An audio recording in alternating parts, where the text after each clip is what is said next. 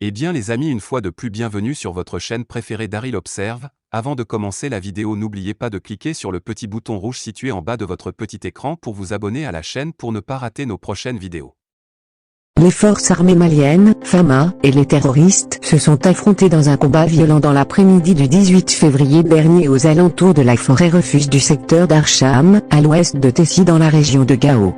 Le bilan communiqué de cette bataille fait ressortir 8 morts, 18 blessés, 5 portés disparus et 2 véhicules détruits côté FAMA et 57 terroristes neutralisés et divers matériels détruits. Dire aujourd'hui que les FAMA montent en puissance relève de l'euphémisme. Cette réalité est reconnue même par ceux qui veulent dénigrer le Mali et ses forces armées. Pour preuve, le vendredi 18 février 2022, un communiqué de l'état-major général des armées partagé par la DIRPA informe que l'aviation des FAMA est intervenue dans l'après-midi au profit d'une patrouille accrochée par les hommes armés, non identifiés, dans le secteur d'Archam, à l'ouest de Tessie. À la lumière de ce communiqué, il ressort que la dite unité était en reconnaissance offensive de recherche et de destruction des sanctuaires terroristes.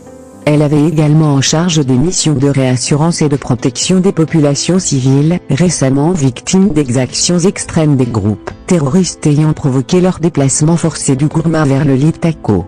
La destruction totale de la base terroriste, consécutive à de violents combats aux alentours de la forêt refuge, a fait 8 morts, 14 blessés, 5 portés disparus et 2 véhicules détruits côté FAMA.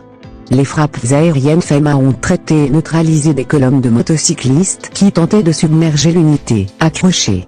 Leur ratissage a permis de dénombrer 57 terroristes neutralisés et divers matériels détruits, peut-on lire dans ce communiqué.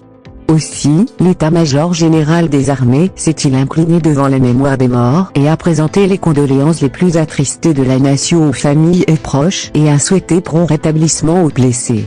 Avant de signifier que ses frères d'armes, d'une bravoure inqualifiable, sont morts vaillamment au combat pour la noble cause de la défense de la nation qui reste reconnaissante.